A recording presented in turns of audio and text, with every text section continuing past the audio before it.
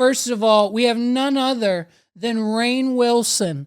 You'll know him as Dwight Schrute from The Office, most likely, and his, of course, vast other roles in cinema and television throughout the years. He was just recently on Bobby Altoff's podcast. He's making his rounds. He has his own podcast now. He just interviewed Bobby Lee. I mean, Rainn Wilson is he's generational. You know what I mean? He is a true entertainer. And what seems to have happened is that either A, Rainn Wilson is a diehard fan of the Tim Dillon Show podcast, or there's an actual problem going on at Airbnb. So for those of you who don't know, for those of you who don't listen to the Tim Dillon Show, about, 2, 3, maybe even 4 years ago now, it seems like Tim got into a spickle spat with the Airbnb people. They all of a sudden, over COVID, at some point in time, because they thought it would be a great way to make a little extra money, they initiated these insane cleaning fees. If you've used an Airbnb in the last year and a half, you will have endured said cleaning fees. And so what people are assuming, and rightfully so, is that if I'm paying upwards of $100 to $200, sometimes $250 for a cleaning fee, why should I... Listen, I rinsed out the bowl. I washed off all the food, most of it. Did I scrub it with soap? No. Can you still see some residue? Yes. Does it need just put in the dishwasher and ran through? Yes. So what is the cleaning fee and what does it cover? It seems to be nothing.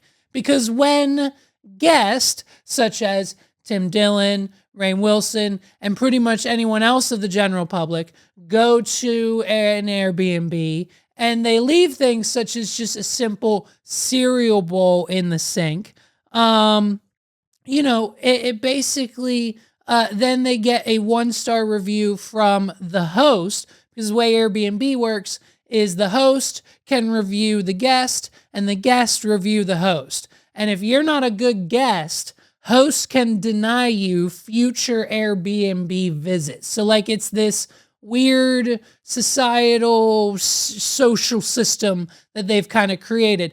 And so when people like Rainn and Tim are leaving dishes in the sink, when they're paying these outrageous cleaning fees, they're getting nicked with 1-star reviews and upwards of sometimes, unfortunately, going on their said platform podcast, ranting and saying a little too much about the owners of said Airbnbs that they've stayed at, to the point where they are now banned and kicked off, which it doesn't matter because it's a dying brand anyways. We all know it's smarter now in 2024, 2025, in the future, to go to a hotel. You get better amenities, you get better room service, you get better there is cleanup. They'll come make your bed every day you stay at a hotel. Every day you stay at an Airbnb, you got to vacuum, you got to wipe the counters out, you got to do everything yourself.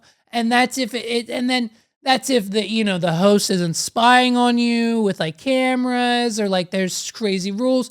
It's so Airbnb has become this kind of business model that it should hopefully at some point soon be collapsing. But what we have now gotten is somewhat of an answer, thanks to Dwight Schrute. None other, Rainn Wilson himself, has gotten us the answers that we needed for this Airbnb debacle.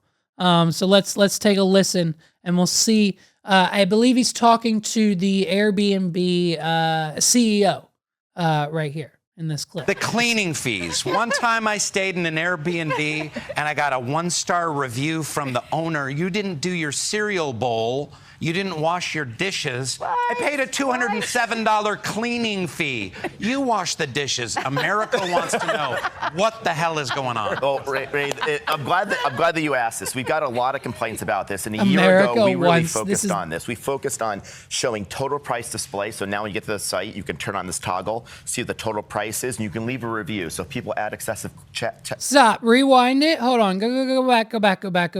What CEO Brian Chesky doesn't know is that not only am I a pretty handsome podcaster, pretty great podcast host, I'm also a web developer. So I know how the internet works and I know how to make websites. And what he's saying is two different things. And he is, once again, he's lying to us. Listen to what he says. Really focused on this. We focused on showing total price display. So now when you get to the site, you can turn on this toggle, see what the total price is, and you can leave a review. So if people add excessive tasks, you can basically give them a 1-star review. He said it's a total price display. So when you come to the site, you see everything. Pause right there. That means when I come to the page, I should see the cleaning fee, the total cost, the taxes, the fees, the whatever, all the other shit you charged me for should be right then and there.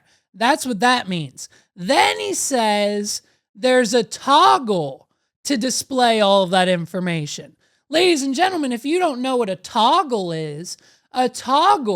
in the world of websites and web design and development is when something is hidden. And then you toggle the button on to off, show to visible, hidden to unhidden, and then you show something, or you toggle it back and you hide it.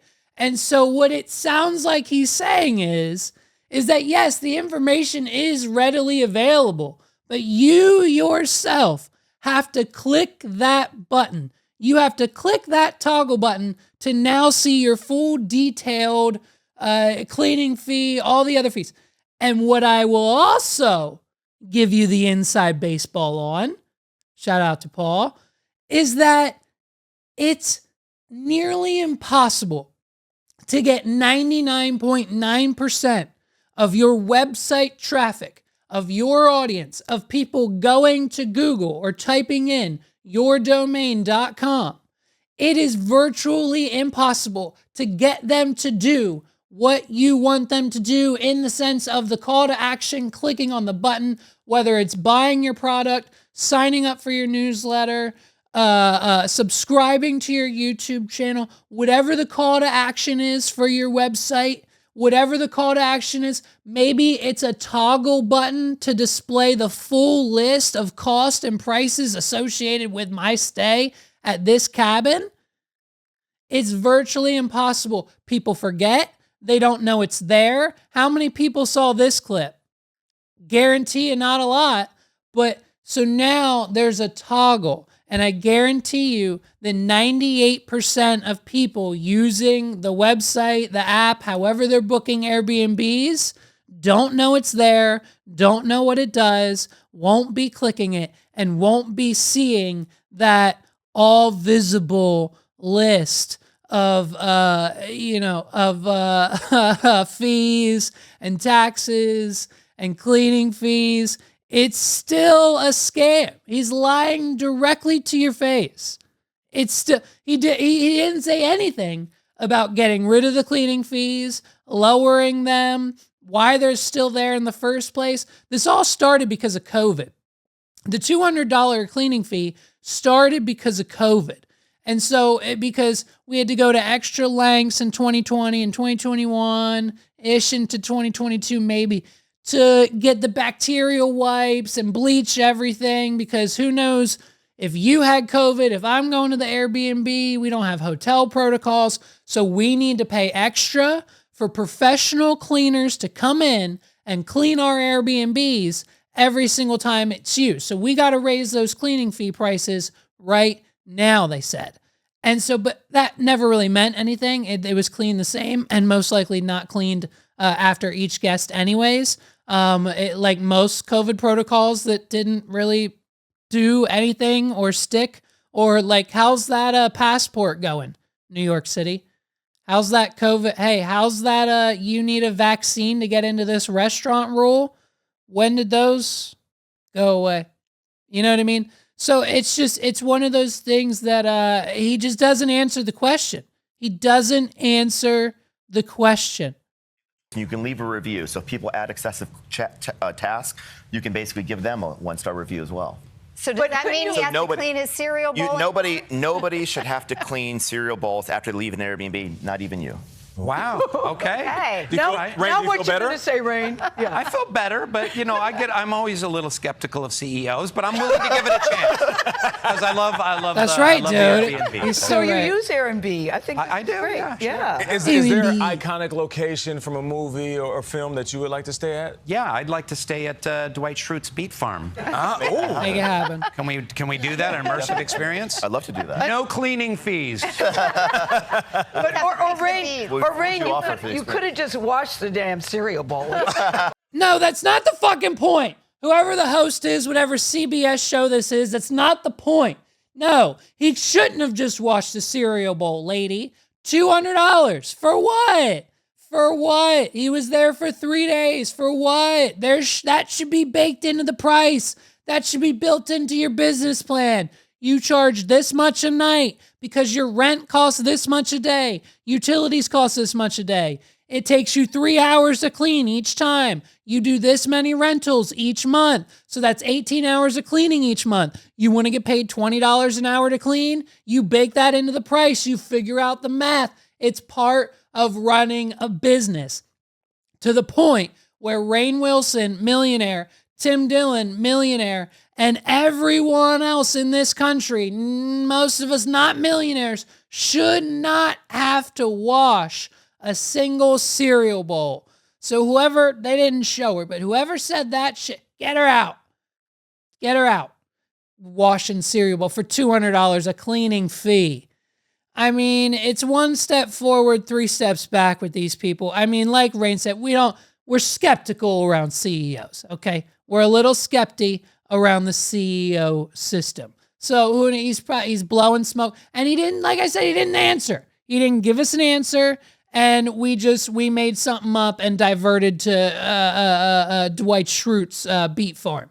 What an insane, man, oh man. Well, hopefully Tim sees it. If Tim sees it, maybe he can stir up a controversy again here in 2024 and make something happen. You know what I mean?